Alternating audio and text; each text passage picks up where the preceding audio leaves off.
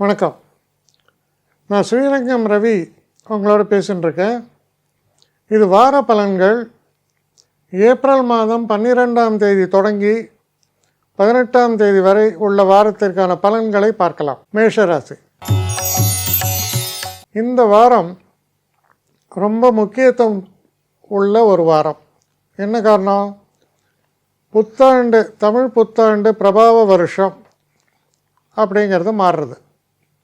இது 14ஆம் தேதி.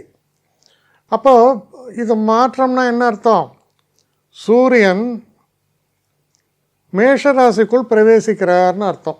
உங்கள் ராசியை பொறுத்த வரைக்கும் 12ஆம் வீட்டில் செவ்வாய் சனி சேர்க்கை. இது இவ்வளவு சிறப்பானதுன்னு சொல்ல முடியல. ஏன்னா உங்கள் ராசிநாதன் 12ஆம் வீட்டில் இருக்கார். ரொம்ப இந்த காலகட்டம் நம்ம உடம்புல அடிபடாமல் தேவையில்லாத பணச்செலவுகளை எல்லாம் தவிர்க்க வேண்டும். மனசுக்குள்ள ஒரு அமைதி இல்லாமல் ஒரு குழப்ப நிலை இருக்கலாம். அதாவது ஏன் குழப்ப நிலையை சொல்கிறேன்னா, அது சைனஸ் ஸ்தானம். அப்போ எனக்கு தூக்கம் இல்லை.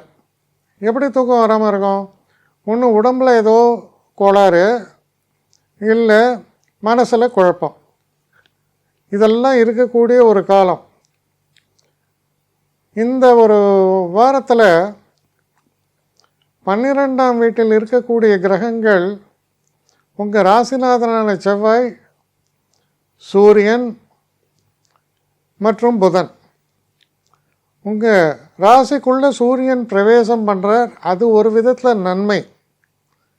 அப்போது இந்த வாரத்தில் இந்த புத்தாண்டு தொடங்கும் 14ஆம் தேதி தொடங்கும் பொழுது ஒரு பாசிட்டிவ் ஃபியூச்சர் சொல்லலாம். என்ன பாசிட்டிவ் ஃபியூச்சர்னால், சனி செவ்வாய் இவாளோட சம்மந்தப்பட்ட சூரியன் உங்கள் ராசிக்குள்ளே வரார். அவர் 5 கூடையவர். அப்போ மைண்டில் ஒரு புத்துணர்ச்சியும் ஒரு கான்ஃபிடென்ஸும் வரும். அது ப்ளஸ் பாயிண்ட். ஏன்னா சூரியன் முக்கியமான ஒரு கிரகம் உங்களை பொறுத்த வரைக்கும். அதனால் இந்த வாரத்தில் 2 பகுதியாக எடுத்துக்கலாம். முதல் பகுதியில் நிறைந்த மனக்குழப்பங்கள், சில நேரங்களில் கவனம் இல்லாமல் ஃபினான்ஷியல் லாஸஸ் கூட ஏற்படும். ஆனால் 14ஆம் தேதிக்கு அப்புறம் இந்த நிலை மாறுகிறது, இன்னும் பெட்டராக இருக்குது. அப்போ ஹெல்த்தில் ஏதாவது நமக்கு பிரச்சனைகள் இருந்தாலும் கூட பெரும்பாலும் இந்த புத்தாண்டு தொடக்கத்துலேருந்து கொஞ்சம் பெட்டர்மெண்ட் நல்லா வரத்துக்கான வாய்ப்புகள் சொல்கிறது. ஆனால் இது பரிபூர்ண நன்மைன்னு சொல்ல முடியாது. உங்களுக்கு முக்கியமான கிரகங்களில் சூரியன் வலுப்பெறுவதால் நன்மை. ஆனால் அதே நேரத்தில் உங்கள் ராசிநாதன் 12ல் இருக்கார், அதுவும் சனியோட. ஸோ அது தொல்லை தான். அனாவசிய சண்டையெல்லாம் அவாய்ட் பண்ணணும். தேவையில்லாத சண்டை சச்சரவுகளுக்கு போகவே கூடாது.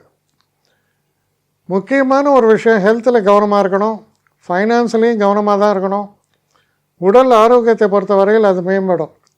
இப்படிப்பட்ட ஒரு வாரமாக உங்களை பொறுத்தவரையில் அமைகிறது இந்த வாரம். என்னை காண்டாக்ட் பண்ணணுன்னு நினைக்கிறவங்க ஸ்ரீரங்கம் ரவி 1@gmail.comன்ற ஒரு முகவரிக்கு உங்களுடைய இதை அனுப்புங்க. கட்டணம் உண்டு, அதோடைய விவரங்களை நான் உங்களுக்கு அனுப்புகிறேன். ஆனால் நான் இன்றைக்கி மேல் அம்சம் இன்னும் பதில் வரலையே அப்படின்னு வருத்தப்படாதீங்க. ஏன்னா எனக்கு கொஞ்சம் பெண்டிங்கில் இருக்குது. ஒரு நாளைக்கு எவ்வளோ பேரை நான் பார்க்க முடியும்? 3 பேர் 4 பேர் மேலே என்னாலையும் பார்க்க முடியாது. ஆனால் நிறைய பேர் ஆசைப்பட்றாங்க. ஆனால் கண்டிப்பாக நான் எல்லாருக்கும் ரிப்ளை பண்ணுவேன். சில நேரங்களில் 3 to 4 வீக்ஸ் ஆகும் என்னுடைய ரிப்ளை வரத்துக்கு. ஆனால் வரும்.